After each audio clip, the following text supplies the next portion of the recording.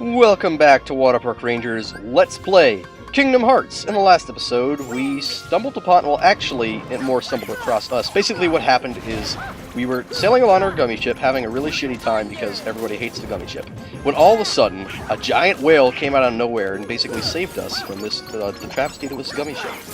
Unfortunately, it then tried to digest us, but because apparently its body is really, not exactly normal, for lack of a better immediate way of putting it, there do not seem to be any digestive fluids in its body, and instead there's this weird purple gummy thing, and somewhere around this weird purple gummy thing, Pinocchio, yes, that's right, Pinocchio for Pinocchio, was wandering around in here, and we had to go find it because Geppetto wanted us to find Pinocchio. This is like the longest synopsis ever, but the point is, a lot of complicated stuff has happened, yet hardly any of it has to do anything with the plot. Oh right, and speaking of plot, the plot is here too. Riku is wandering somewhere around in this purple gummy thing too. So what could he possibly want for Pinocchio? The only way we're going to find out is if we can navigate... Okay, can't miss up on this opportunity. If we can solve Monstro's maze and get to Riku in time to find out. Riku's also being a bit more of a condescending douche. By basically running away and making us go to find him instead of just talking to us like a man. Anyway, the deal with Monstro is that all the rooms look the same. That's why it's basically a maze. The only way you're going to be able to tell them apart, besides a couple important rooms that say like the mouth or other parts of the body, they're just going to be like Chamber 1, Chamber 2, Chamber 3, Chamber 4, which is really not helpful. Maddeningly unhelpful. And I really wish there was a map for this place, but unfortunately I don't think there is unless you have like a guide. And I'm sorry, but I'm just not very good at telling you where to go in this place. All I can say is watch the video, and if the spinning around with the camera and the fact that many of the rooms look the same like doesn't help you, then, well, I don't know what will. Actually, nothing will help you. You kind of just have to wing it with this world. I can tell you the general steps you're going to want to be looking for. Eventually you're going to head to this room that has a bunch of steps that are kind of arranged like stairs going up. I just told you about the stairs earlier, that way you could, you know, see them once you encounter them later on. And when we get there, which we are this episode, once you get to those stairs, there are going to be a couple passages that go off of the stairs. One of them goes to a little alcove where I believe there's just a lot of enemies to fight. And then the other one goes to another chamber, which you can then jump down and descend to the alcove, or you can go across a narrow land bridge to enter Chamber 4. Now, Chamber 4 might sound like a random room, but Chamber 4 is actually the chamber that you're trying to get to through this entire maze. It sounds really weird, and it is, and it's like near impossible to navigate unless you're an expert like me, Hal. Oh, this might be a good episode to do some Hal references. I just gotta think of something good for Hal to reference. But anyway, yeah, Search Ghosts. I did not explain enough about them last episode. They're an all-new Heartless. They're going to be appearing quite frequently from this point onwards.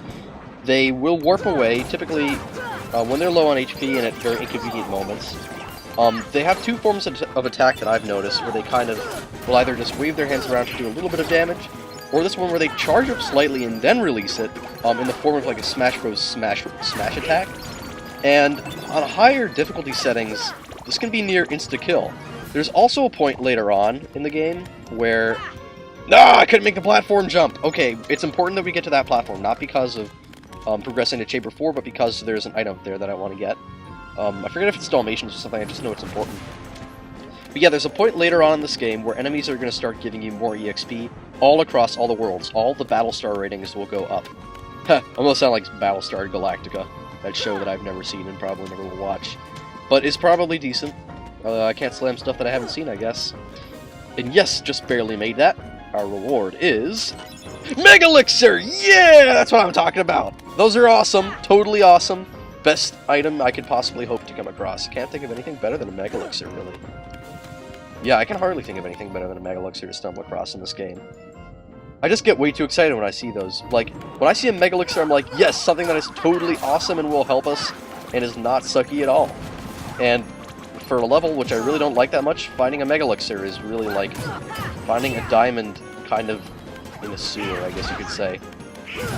A New York City sewer. Oh yeah, anyway, I was going off topic. Like, the Battlestar ratings are eventually going to go up at a certain point in this game. And yeah, I think I just noticed that this large body that we're fighting had its entire HP meter healed by the Green Requiem. So yeah, I guess they can do full restores. Wow, aggravating. Make sure you go for them first. But Battlestar ratings will go up at a later point. And one thing that I want to make clear is that there was a little quiz that we did in the beginning of the game that determines how much EXP you get at different points. Now, just to clear that up, it affects your EXP gain ratio directly. In other words, it doesn't affect the amount the enemies give out. It affects how much you need to get to the next level. That's what that quiz affects.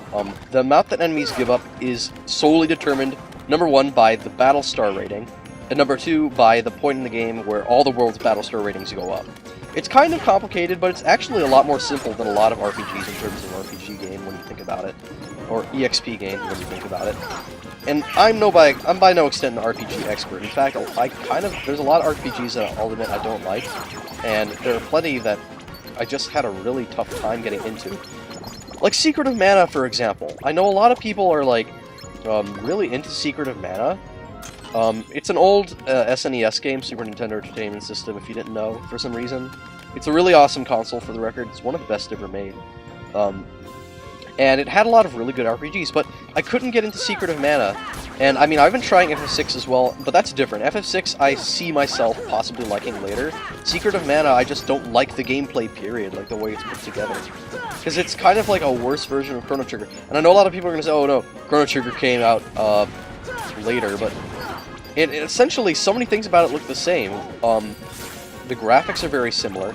Well, the difference is the main protagonist is just slightly more unlikable, which is saying a lot. I mean, they're both silent protagonists with, like, almost no character development, though admittedly Chrono has a bit more, which is why he's more likable. Plus, some of his animations just show a bit more personality, which are a little bit more awesome, generally speaking. One of the things I do like to do is pretend that silent protagonists have, like, actually a buttload of personality, and it's just the way you interpret it. It's always entertaining to do.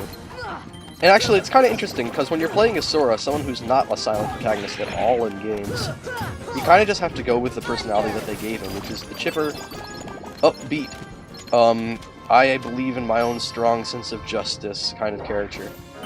And I, for one, am not one who holds highly with the concept of justice, because it's such a malleable term that it changes the way depending on you look at it. Essentially, justice is going to be different depending on who's involved. And also, it's kind of interesting, you know, the way that people always say, oh, justice is blind, I don't see that as a good thing. Like, are you going to trust someone who's blind, basically, solve something that you need to...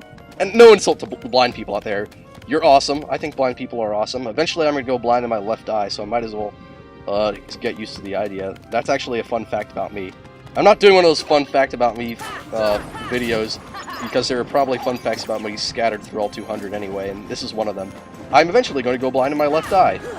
Okay, cool news, moving on. But basically, yeah, are you going to trust a blind guy? It's more like... Okay, maybe that was a bad comparison. Maybe if they said justice is death, because then they couldn't hear, like, the pleas. But even then, I guess they could technically, like, write it down in Braille. I was almost about to say write it down in Morse code, and I'm like, well, that'd help them a lot. Maybe if they wrote it down in Morse code in Braille, and they had, like, Stephen Hawking, or, like, a genius or something on the other side, completely, like, understanding every little bit about it. Ugh. Wow, this is so much random jargon this episode. It's just because there's been nothing to talk about. Oh yeah, I have to say, some of the platforms here that are higher up, you can only access if you jump on top of barrels. Now, I'm not sure about this, so and I can't test it out because this is close commentary. But you will definitely try to don't break the barrels that are not barrel spiders, leave them be. Because typically you will have to jump on top of them to get to higher platforms. Also, yeah, another weird thing about Search Ghosts that I've noticed is, they're weird. They have this weird move where they glow purple and then zoom around out of reach. I mean, I don't know why they have to glow purple to zoom around out of reach, but I figure I might as well just mention it then. Okay, I've cut ahead because there was actually a lot of grinding and stuff. Now, personally, I was getting tired of just wandering around the same rooms, grinding and falling and failing and nothing happening. But the whole point is, we returned to the room with the stairs that I told you about all that time ago. This is a room which actually looks suitably different from the others, because none of the others really have stairs quite set up just like this one. All the others are kind of like either a narrow corridor with like kind of high platforms set up. This one has a lot of stairs, and it's a lot larger with high platforms set up.